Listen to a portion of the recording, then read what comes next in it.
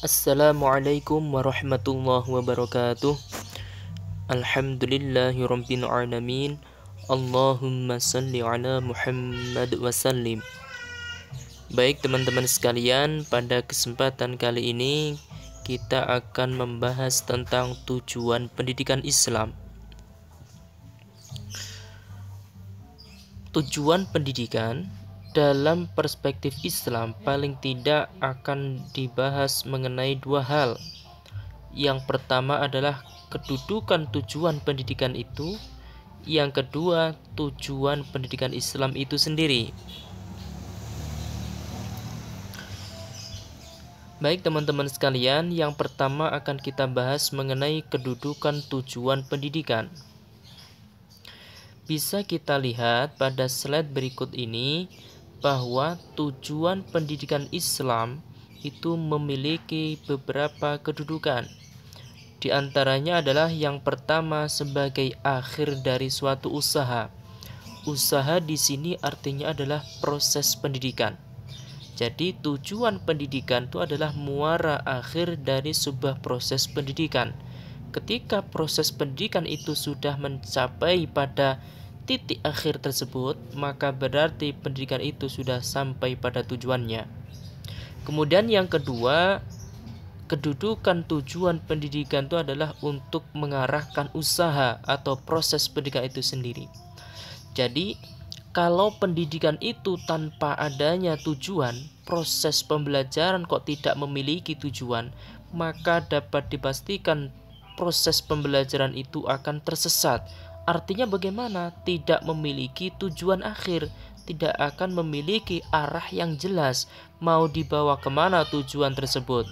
Akhirnya pembelajaran itu hanya berputar-putar, tidak ada titik yang akan dituju.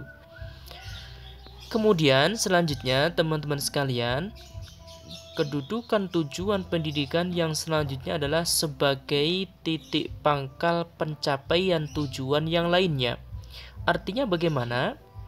Jadi tujuan di satu sisi dia adalah sebagai tujuan akhir, namun pada sisi yang lain dia merupakan awal dari pencapaian tujuan berikutnya. Berarti bagaimana? Ini seperti level-level tujuan teman-teman. Misalkan ada tujuan kurikuler, kemudian ada tujuan institusional, kemudian ada tujuan nasional. Misalkan kalau kita petakan pada level tujuan seperti itu, maka di masing-masing titik tujuan itu merupakan awal untuk menuju keberhasilan tujuan selanjutnya. Jadi begitu. Kemudian yang terakhir teman-teman sekalian, kedudukan tujuan pendidikan itu adalah sebagai pemberi nilai pada usaha atau proses pendidikan. Artinya bagaimana? Tujuan pendidikan itu juga bisa sekaligus berfungsi sebagai alat ukur atau sebagai alat evaluasi apakah proses pembelajaran yang dilaksanakan itu memang benar-benar mengarah pada tujuan itu atau tidak. Maka di satu sisi, di samping dia itu sebagai bentuk cita-cita akhir, tapi di sisi yang lain dia juga memiliki atau kedudukan atau peran sebagai pemberi nilai, evaluasi, pengawas terhadap proses pembelajaran itu sebenarnya mengarah pada tujuan atau tidak. Maka akan dapat dilihat dengan adanya tujuan itu. Kemudian selanjutnya teman-teman sekalian, masih di slide yang sama. Nah, sekarang kita hubungkan dengan Islam atau perspektif Islam. Di sini ditawarkan oleh salah satu tokoh pendidikan Islam, yaitu beliau Hasan Langulung. Beliau menyatakan begini teman-teman sekalian, bahwa kedudukan tujuan pendidikan Islam, tujuan pendidikan Islam, kedudukannya itu harus mengakomodasi paling tidak 3 hal. Yang pertama adalah fungsi spiritual. Berarti tujuan pendidikan itu adalah memiliki peran atau fungsi sebagai fungsi spiritual. Artinya bagaimana? Tujuan itu harus mengarah kepada pembentukan akidah dan iman peserta didik. Karena ini sudah diikat dengan label Islam teman-teman sekalian. Kemudian yang kedua, kedudukan yang kedua menurut beliau Hasan menyatakan bahwa tujuan pendidikan itu harus mengakomodasi fungsi psikologis. Artinya bagaimana? Tujuan itu yang dilaksanakan atau dituju dengan melalui proses pembelajaran itu harus berorientasi, harus mengarah pada pembentukan tingkah laku individu dan nilai-nilai Islam. Dan yang terakhir, kedudukan tujuan pendidikan menurut Islam ini harus mengakomodasi fungsi sosial. Artinya bagaimana? Bahwa tujuan pendidikan yang akan dicapai dengan proses pendidikan itu harus berorientasi pada pembentukan aturan-aturan, pembentukan sikap-sikap interaksi sosial masyarakat. Nah, begitu ya teman-teman sekalian. Baik, kita menuju ke slide selanjutnya. Nah, sekarang kita fokus sudah mulai masuk membahas tentang tema pada pertemuan kali ini, yaitu tujuan pendidikan Islam. Menurut Mahmud Yunus, teman-teman sekalian, tujuan pendidikan Islam itu secara umum dapat dibagi menjadi dua. Yang pertama adalah al-ghardul fardi atau tujuan personal atau tujuan individu atau tujuan khusus, ya sama. Kemudian pembagian yang kedua adalah al-ghardul ijtimai atau tujuan sosial kemasyarakatan, tujuan umum begitu teman-teman sekalian. Baik, kita lihat dulu yang pertama teman-teman, yaitu al-ghardul fardi atau tujuan individu. Nah, baik teman-teman sekalian, kita lihat yang pertama dulu, al-ghardul fardi, tujuan pendidikan khusus atau tujuan pendidikan individu, ya. Ini bertujuan nanti untuk mengembangkan tiga hal, teman-teman. Jadi, individu atau personal peserta didik dengan tujuan al-ghardul fardi itu adalah proses pendidikan yang orientasinya adalah mengembangkan tiga aspek atau tiga domain atau tiga potensi dalam setiap peserta didik, yaitu yang pertama adalah jismiyah, yang kedua adalah aqliyah, yang ketiga adalah khuluqiyah. Jismiyah itu berarti adalah jasad, fisik. Aqliyah itu berarti adalah akal, kognitif. Kemudian yang ketiga adalah khuluqiyah, ini adalah akhlak atau afektif. Dan yang ini kesemuanya adalah tujuan personal atau tujuan individu dari setiap peserta didik. Artinya bagaimana? Kan tentunya di sini belum selesai. Individu yang sehat, misalkan begitu, individu yang pinter, individu yang baik, tanpa dia kemudian berperan terhadap peradaban masyarakat, tentunya itu belum cukup. Karena membangun sebuah bangsa, membangun peradaban bangsa tidak hanya kemudian membentuk personal yang unggul, tanpa kemudian personal itu bersatu membentuk semacam komunitas, yaitu peradaban bangsa yang baik, kebudayaan yang baik. Itu tidak begitu. Artinya bagaimana? Al-ghardul fardi saja tidak cukup dalam tujuan pendidikan Islam itu.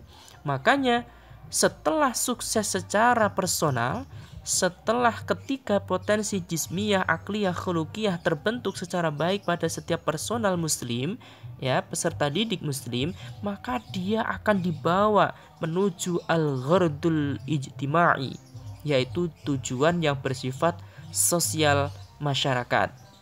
Artinya bagaimana tujuan ini? Artinya adalah bahwa proses pendidikan itu bertujuan untuk mengembangkan setiap individu.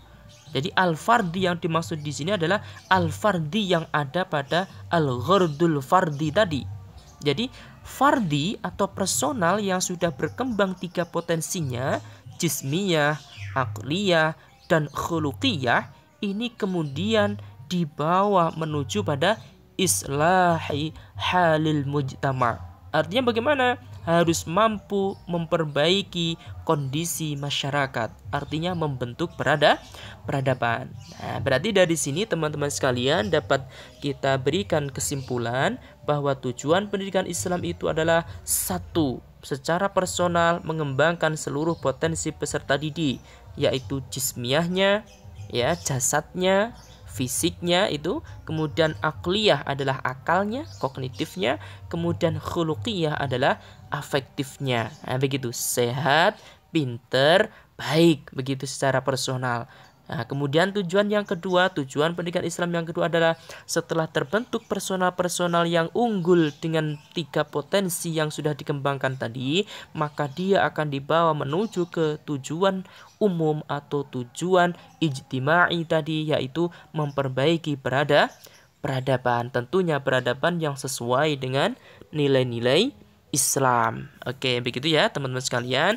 Kita lanjutkan ke slide berikutnya. Nah, baik. Nah, sekarang teman-teman sekalian, seiring dengan perkembangan zaman, ya kan, istilah kapitalisme, kemudian ada intelektualisme, kemudian ada istilah humanisme, ya. Walaupun semula ini tidak masuk dalam dunia pendidikan, namun seiring dengan era global sekarang ini ternyata hampir tidak ada sekat antara satu bidang dengan bidang yang lain, termasuk bidang pendidikan dengan bidang-bidang di luar pendidikan. Nah, misalkan kapitalisme teman-teman, ini kan tentunya kapitalisme adalah isu yang mestinya tidak masuk dalam pendidikan. Namun mau tidak mau ternyata kapitalisme yang mestinya ada di dunia ekonomi, ternyata juga masuk dalam dunia pendidikan. Makanya itu menjadi isu menarik sekali untuk dibahas bagaimana perspektif Islam, bagaimana pandangan Islam khususnya melalui pendidikannya memandang 3 hal, yaitu kapitalisme, intelektualisme, dan humanisme dalam pendidikan. Baik, bisa kita lihat teman-teman sekalian pada slide ini. Kita lihat di sini mappingnya. Jadi pendidikan Islam itu paling tidak ada 3 isu yang muncul. Yang pertama adalah kapitalisme atau disebut dengan pendidikan likasbir rizki, belajar untuk mencari materi atau rizki. Kemudian yang kedua ada intelektualisme. Jadi belajar, tarbiyah, belajar pendidikan itu adalah untuk litahsilil ilmi, untuk menghasilkan ilmu. Kemudian yang ketiga ada humanisme. Belajar itu untuk litahdzibil akhlak. Artinya bagaimana? Untuk pembentukan akhlak atau karakter. Nah, dari 3 hal ini teman-teman sekalian, ini kan seakan-akan ketiga-tiganya ini adalah sesuatu yang semuanya tuh krusial, vital, harus menjadi orientasi dari pendidikan. Tidak terkecuali pendidikan Islam. Nah, yang pertama kita bahas dari yang pertama dulu teman-teman, kapitalisme. Baik, kira-kira bagaimana teman-teman sekalian orang belajar niatnya adalah untuk kerja, misalkan begitu. Apakah itu salah? Tentu saja tidak. Ya, tentu saja tidak. Dengan catatan tentunya bahwa belajar yang isinya tentunya adalah transfer ilmu, ya kan? Tentunya tidak boleh kemudian hanya menentukan titik finalnya itu adalah rizki atau materi. Itu tidak diperbolehkan dalam Islam. Artinya bagaimana? Tidak salah. Artinya boleh belajar untuk mencari rizki, cuman dia tidak boleh dijadikan sebagai tujuan finalnya. Karena itu adalah hanya sebatas impact dasar saja. Dia itu hanya sebatas konsekuensi dasar saja, bahwa orang belajar, kemudian dia punya ilmu, kemudian dia punya cara-cara, misalkan ilmu ekonomi, kemudian dia bisa bekerja sesuai bidangnya, pendidikan maka dia bisa bekerja sesuai bidang pendidikan pula, dan selanjutnya itu hanya impact dasar saja. Setelah dibekali ilmu, kemudian dia bisa ini dan menghasilkan uang, misalkan begitu, maka itu tentunya itu bukan cita-cita. Tentunya itu bukan menjadi tujuan final dari sebuah proses pendidikan Islam. Maka sekali lagi kita tegaskan, boleh, tidak salah selama dia tidak menjadi tujuan akhir dari proses pendidikan Islam itu sendiri. Nah, begitu ya teman-teman sekalian. Nah, hal ini sebagaimana sebuah hadis teman-teman sekalian tentunya sudah familiar ya di teman-teman sekalian. Satu hadis begitu, bunyinya bisa dibaca teman-teman sekalian dalam slide ini. Man arada dunya fa'alaihi bil ilmi. Barang siapa menginginkan kesuksesan di dunia, maka dia harus memiliki ilmu, dia harus menguasai ilmu tentang dunia itu. Wa man aradal akhirah fa'alaihi bil ilmi. Begitu juga barang siapa yang menginginkan dia nanti sukses di akhirat kelak begitu, maka dia juga harus memiliki ilmunya. Dan yang ketiga, waman aradahuma fa'alaihi bil ilmi.